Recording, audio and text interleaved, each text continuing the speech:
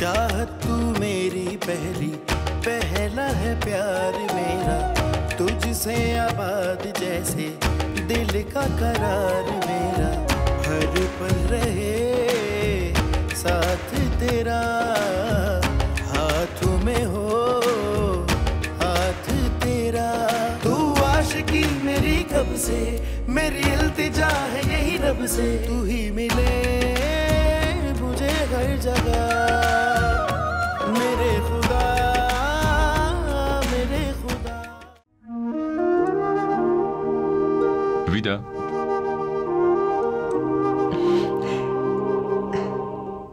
خوبین؟ من خوبم. دیشب خاله چطور بود؟ دیگه سرفه نکرد؟ نه خدا رو شکر، حالش خیلی خوب بود، خیلی راحت خوابید. ولی خیلی متاسفم، هنوزم ما رو غریبه میدونی. چی؟ چرا وقتی حال خاله بد شد همونجا خبر ندادی؟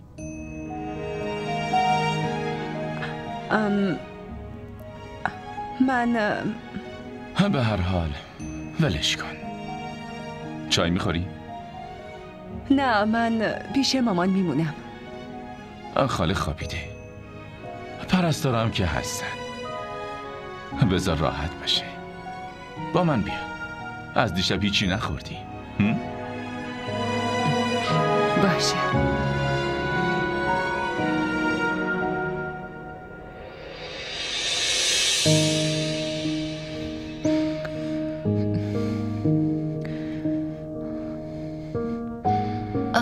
خب چی شد؟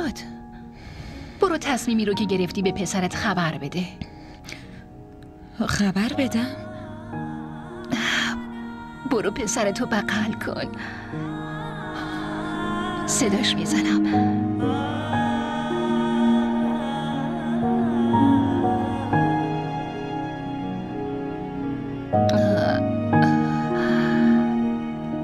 دانیال که تو اتاقش نیست.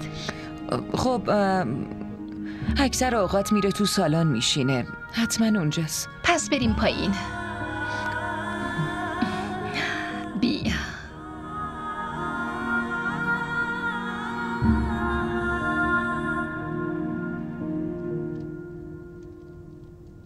هر وقت یکی از عزیزانمون رو از دست میدیم غمش فراموش نمیشه، اما اینم واقعیته که باید باهاش کنار بیاییم. نه زمان وای میسته و نه شب و روز این زندگی. به آرومی غما رو پشت سر میذاریم و با توجه به اوضاع و شرایط دوباره زندگی رو شروع میکنیم. من زندگی میکنم. نمیکنی، زندگی رو میگذرونی. ببینم صورتتو دیدی؟ چند وقت نخندیدی؟ صورتتو ببین. لبخند که میزنم. محض رضای خدا. از ته دلت بخند ویدا. تو دل خودت یه دریای بزرگ از غم درست کردی. برو خونه، در رو ببند و همه خاطراتتو دونه دونه جلوی رود بنشون. باهاشون حرف بزن، گریه کن، جیغ بزن، داد بکش، آروم شو. خوب دلتو سبک کن ویدا. ویدا، خوشحالیای زندگی همشون پشت اون در منتظرت نشستن. به صداشون گوش کن، لجبازی نکن، بذار این اشکا بریزن.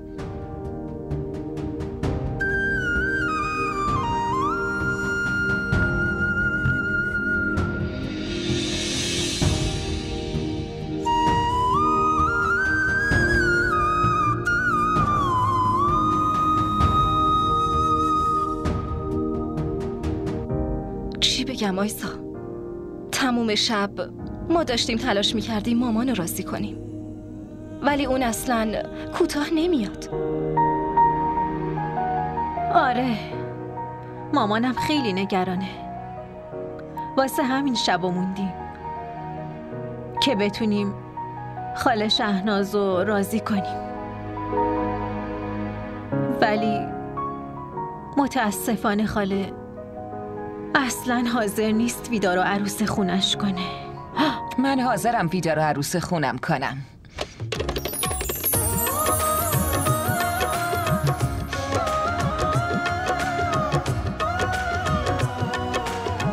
پسر عزیزم، نفس مادر، من که با دیدن غم تو نمیتونم خوشحال باشم. مادر عزیز دل من، قربون این گل پسرم. مامان چونم عزیزم. خداوند خوشبختت کنه پسرم. بابا مبارکت باشه. اصلا باورم نمیشه، نمیدونم چی کار کنم. حالا خوشحالی؟ خیلی زیاد. همین برام کافی. ممنونم.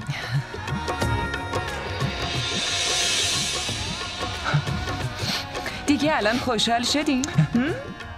بشینید مامان، بشینید. آره بشین پسرم، بشین. دهنمونو شیرین کنی؟ آره حتما. شیرینی رو بگیر. اول از مامان شروع کنم. نه بذار دهن پسرم رو شیرین کنم.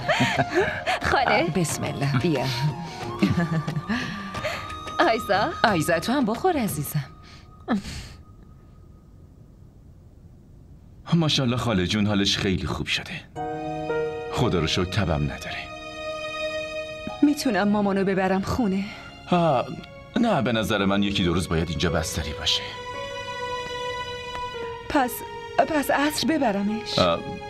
وقتی حالش خوب بشه حتما خودم میرسونمش خونه. راستی بهت یه چیزی گفته بودم، انجام دادی؟ چی؟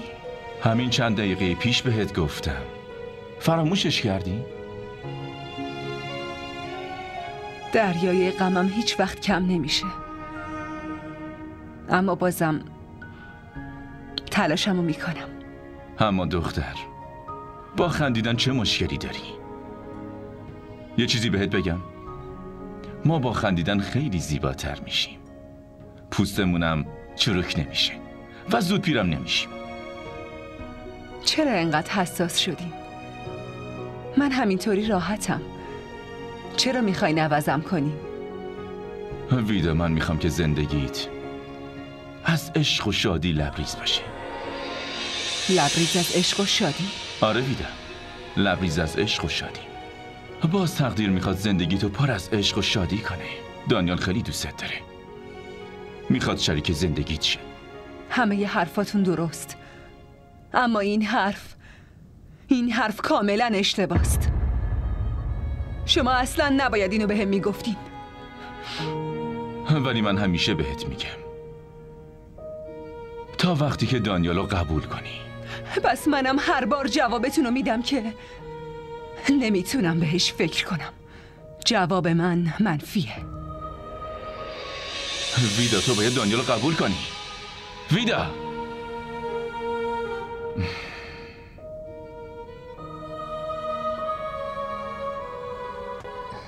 دخترم چاییت سرد شد. خاله این چه کاریه؟ شما که میگفتین 3-4 روز دیگه پیشمون میمونین. دخترم اگه وجیه تماس نمیگرفت میموندم. مامان، خاله که 4-5 روز دیگه میاد، میتونستیم بمونیم. زن داداش، اگه چند روز دیگه هم میموندین خیلی خوشحال میشه.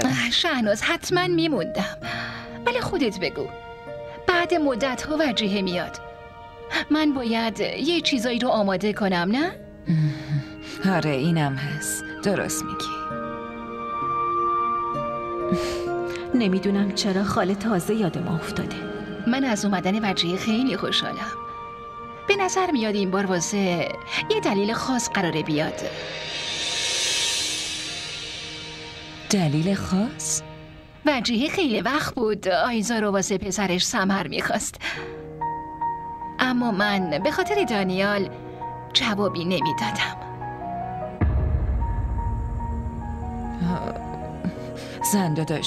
زنداداش باور کنین من همیشه میخواستم آیزا عروسم بشه. نه شهناز، منظور حرفم به هیچ وجهی نبود. تو ناراحت نباش، اینا همش کار تقدیره. جلوی مصلحت خدا چی کار میتونم بکنم؟ عزیزم تو به مامانت بگو که ناراحت نباشه. من خیلی مامانم رو نصیحت میکنم ولی ایشون واسه هر چیز کوچیکی نگران میشه و بعدش هم مریض میشه. شهناز تو فقط دعا کن که خدا عاقبت بچه‌ها رو به خیر کنه. راستی شماها کی میایین خونمون واسه موندن؟ من که میگم بیاین با هم بریم. میایم، حتما میایم. آره ولی فعلا بذار انشالله وجیه بیاد، ازدواج دخترمون سر بگیره، اون موقع میایم، لذت میبریم. مگه نه؟ برو اونور، ول کن. خاله که مریض نیست. پسرم این همیشه منو مریض میدونه. ببین شور و مرو گنده وایسادم، حتی رو پاهام راه میرم. مامان بس نبود؟ شما الان میخواین منو دعوا کنین؟ بعضیا رو حتما باید دعوا کرد، وگرنه به حرفت گوش نمیدن. پسرم راست میگه. پسر؟ بله، من پسر خالمم و از این به بعد باید بهم احترام بذاری و گوش بدی. بهتون که گوش میکنم، دیگه بیشتر از این؟ خاله یکم دیگه استراحت کنین. باشه، شما دوتا خیلی خوبین. خدا حفظتون کنه و همیشه خوش باشین. بنز مادر. ویدا، در مورد دانیال حتما فکراتو بکن، چون قراره باهاش به زودی ازدواج کنی.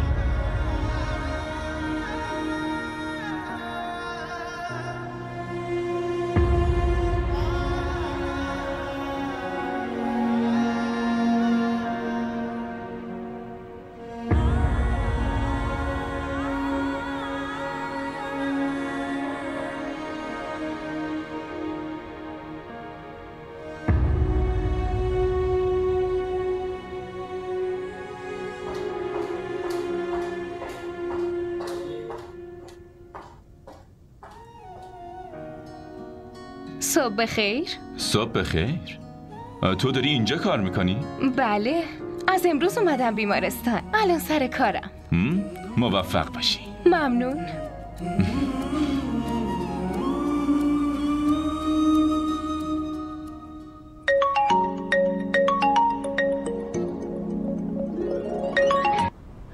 هلو آیزا، خیر باشه. دانیال خیر نیست. چرا؟ چی شده مگه؟ خب وقتی دیدمت بهت میگم. کجایی؟ دارم میرم بیمارستان. پس نرو اونجا، به جاش برو یه کافی شاپ بشین. کافی شاپ؟ باشه الان میرم، بیا. باشه، همونجا میبینمت. خیلی خوب، فعلا.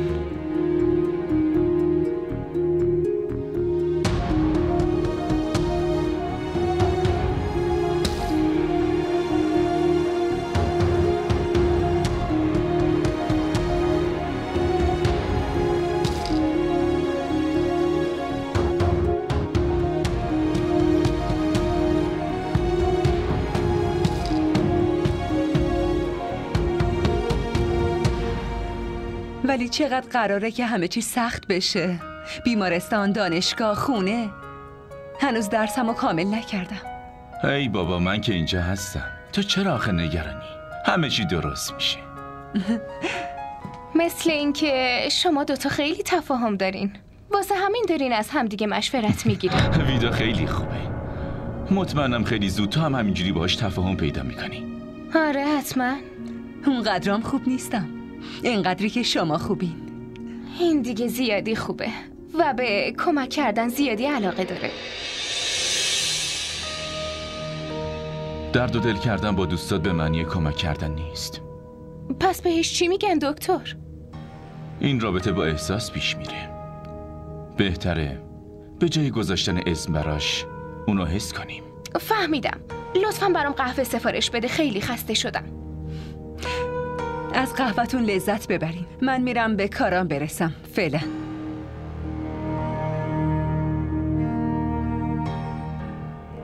من میرم قهوه سفارش بدم.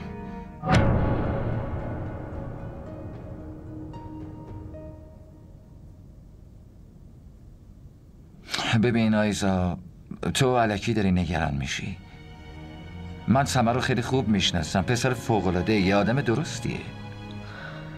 این آدمایی که ظاهر خوبی دارن از درون آدمای خشک و با سیاستی هستن. خب تو بهم بگو چی کار کنم. نظرت چیه؟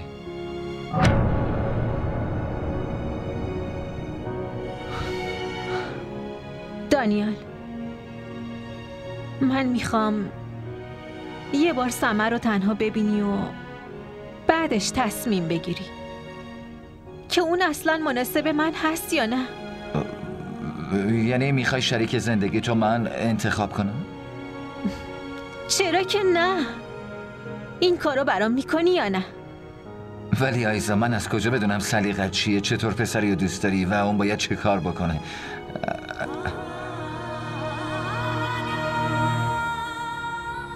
اینو بهتر از تو کی میتونه بدونه؟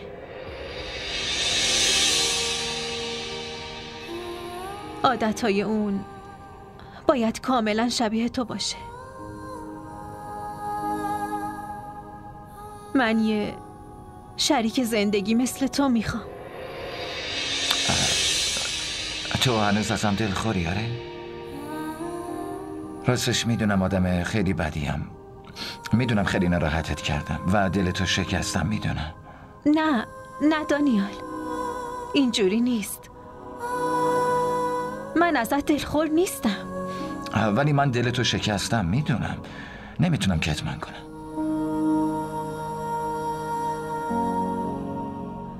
خب خوب شد که دلمو از اول شکستی.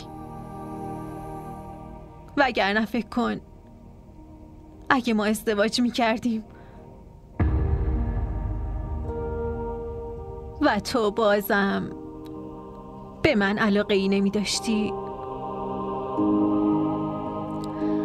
اینجوری هر روز ازت شکایت میکردم و خیلی با هم دعوا میکردیم. حتی تصورشم سخته از اینکه یه عمر به خاطر دوست داشتنت اذیت می شدم. خیلی چیزا یاد گرفتم. بالاخره عشق که همیشه به دست آوردن کسی نیست. اینجا موضوع دله.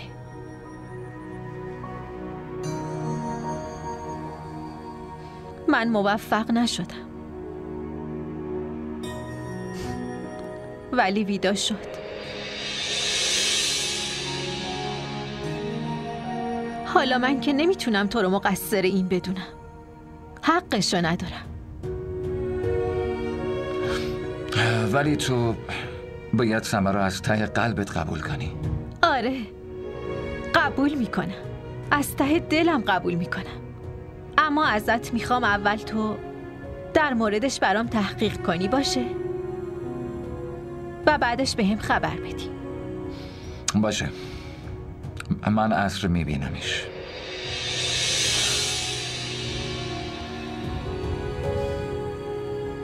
باشه. منم امشب به مامان تصمیممو میگم.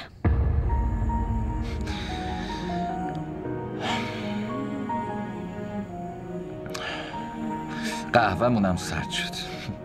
این قهوه رو ول کن. برات یکی درست میکنم. وقتی عصر اومدی بعد از دیدن سمر میای خونمونو با هم حسابی حرف میزنی. یعنی میگی تو از قهوه نخوره؟ خیلی خوب. الان میخوام برم پیش اسکندر. پیش اسکندر میری یا پیش ویدا؟ میرم پیش ویدا.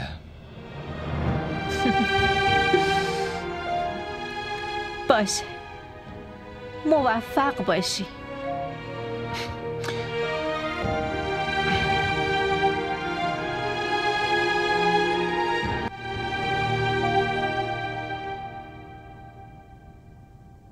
امروز باید خیلی واضح با ویدا حرف بزنم. بهش میگم که مامانم بالاخره راضی شده، فقط اون باید زودتر عشق منو قبول کنه و بله رو بگه. اینجوری مامانم با گل و شیرینی میره خونه‌شون. آره. قبول نمی کنم. چرا قبول نمی کنی؟ عشق راه خودشو پیدا میکنه. چرا؟ مگه این زوریه؟ اگه کسی واقعا عاشق باشه میتونه یه خورده واسه عشقش زورگویی هم بکنه. ببین، دانیال میاد، اونم با یه شاخه گل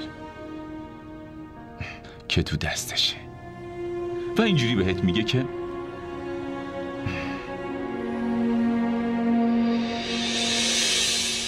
دوستت دارم ویدا.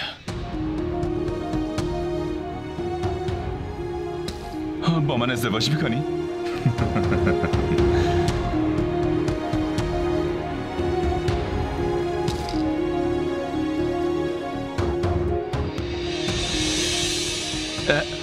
دانیال تو کی اومدی؟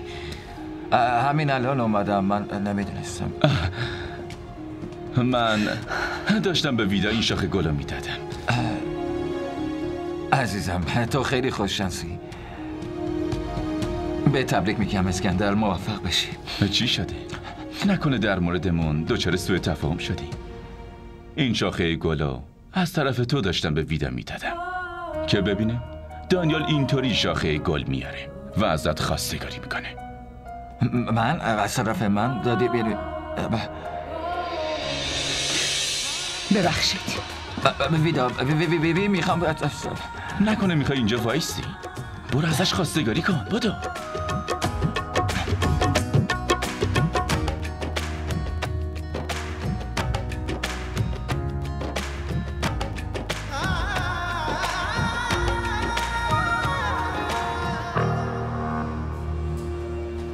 ویدا صبر کن.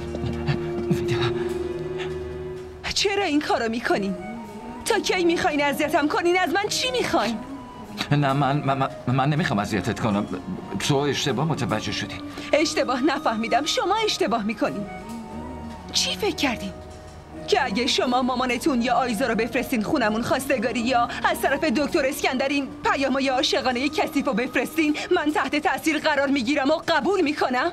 لطفاً به عشق پاک من نگو کثیف. لطفاً این کارو نکن. من به عشق توهین نکردم. ببین دانیال، شما واقعا آدم خوبی هستین و اینقدر فهمیده هستین که میدونین این احساسو نمیتونین به زور به یکی دیگه تحمیل کنین و یا اونو مجبورش کنین. نه من عشقمو به زور تحمیل نمی کنم. نمیخوام بهتون فشار بیارم. کارای اسکندر و آیزا به خودشون ربط داره. اونا دوستای نزدیک منن، احساساتمو درک میکنن، میخوان کمکم کنن. ولی اگه شما از من خوشتون نمیاد باشه، متاسفم. دیگه مزاحمتون نمیشم. ببینین، هدفم اذیت کردنتون نبود. شما دل آدمو میشکنین، بعد اینجوری حرف میزنین، دردش کم نمیشه. لطفاً سعی کنین حرفمو بفهمین. من مجبورم، چون نمیتونم عشق کسی رو حس کنم و نه قبولش کنم. شما لطفاً با این کاراتون نه منو اذیت کنین و نه خجالت زدم کنین. ولی اگه عشقم تونست تو دلتون جا پیدا کنه و بهتون حس نزدیک شدن بده چی؟ ها؟ اون وقت منو عشقمو قبول میکنی خانم ویدا؟ این ممکن نیست. اگه شد چی ها؟ اون وقت مخالفت نمیکنین؟ میدونم که نمیکنین. من با تمام وجود منتظر اون لحظه میمونم.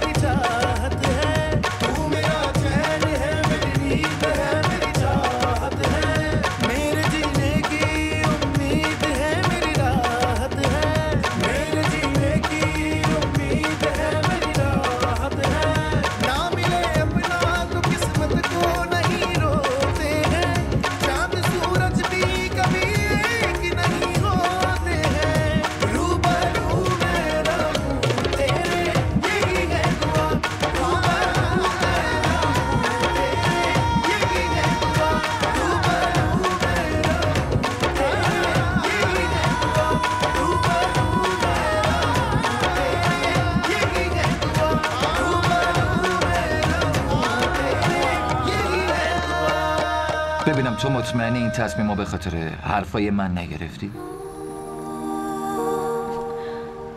کاملا. حرفای تو برام خیلی با ارزشه. اما نه، این تصمیمو فقط به خاطر حرفات نگرفتم. یعنی از ته دلت قبول کردی دیگه؟ آره؟ آره. تا وقتی دلت یکی رو قبول نکنه چطور میتونی همه عمر باهاش زندگی کنی؟ ببین آیزا، سمر واقعا تو رو خوشحال میکنه. امشب تو هم خوشحال به نظر میای. آره، خوشحالم. یعنی بالاخره راضیش کردی؟ راضی میشه ایشالله.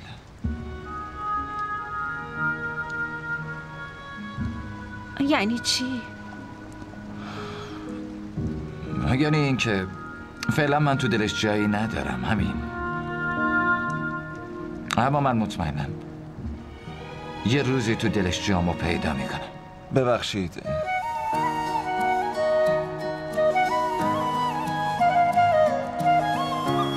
مزاحمتون که نیستم. نه برادر، این چه حرفیه؟ راستش از اینجا رد می شدم، شما دوتا رو دیدم اومدم پیشتون.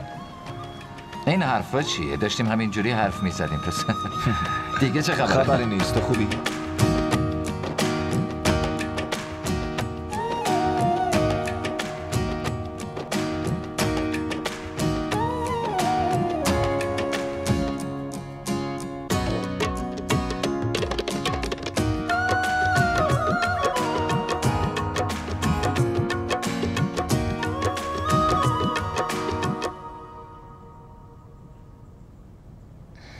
ببین همه چی یه جور دیگه اتفاق افتاد. به این میگن سرنوشت. مامان، روابط و پیوندها بیشتر از خواستن محتاج سرنوشتن. راست میگی پسرم. جلوی تصمیمات خدا رو هیچ کس نمیتونه بگیره. تو تقدیر آیزا از اولش هم سمر بوده، ولی ما رو ببین که الکی دنبالش بودیم. مامان لطفا این حرفا رو نزنین. دیگه نمیخوام چیزی بشنوم. فقط دعا کنین که من و ویدا بتونیم به هم برسیم. پسرم، هرچی به صلاحت باشه انشالله خدا همون کارو میکنه.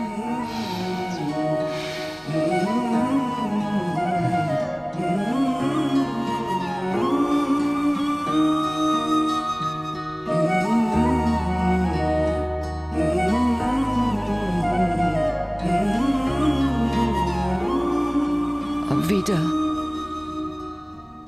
دخترم، تو هنوز اینجا وایستادی؟ برو و حاضر شو، الان دیرت میشه ها. مامان من نمیخوام بیام، اونجا خیلی شلوغه، سر و صدام زیاده. لطفاً تنهایی برین، من نمیام. دخترم، تو چرا از مردم و سر و صدا میترسی؟ زندگی همینه دیگه. غم و خوشی این زندگی رو تشکیل میده. منظورش این نیست که یه غم و محکم بگیر و دیگه نخند و خوشحالی رو واسه خودمون حرومش کنیم. دخترم، این کفر نعمته. خدا خشمگین میشه. اون میخواد بنده هاشو در حال خندیدن و شادی ببینه. یادته که بابا چقدر خندیدن تو دوست داشت؟ همینطور سائم. حالا غمگین دیدن تو روحشونو اذیت میکنه. دیگه تو چشمات اشک نبینم مادر. گریه نکن. میخوام خوشحال ببینمت. دخترم، نمیدونم دیگه چقدر زنده. واسه همین نمیخوام با غم تو از این دنیا برم. مامان، میخوام خوشحال ببینمت، خوشبخت ببینمت. زود باش برو، حاضر شو. در ضمن آیزا مثل خواهرته. همه مسئولیت‌های ازدواجشو باید با خوشحالی کامل انجام بدی و لذت ببری. فهمیدی؟ خب دیگه زود برو و حاضر شو. برو، در ضمن لباسای خوشگلتو بپوش که خوشگل بشی. زود باش برو، حاضر شو. चाहत तू मेरी पहला है प्यार मेरा, तुझसे आबाद जैसे दिल का करार मेरा, हर पल रहे साथ तेरा, हाथों में हो हाथ तेरा। तू आशिकी मेरी कब से, मेरी इल्तिजा है यही रब से, तू ही मिले मुझे हर जगह।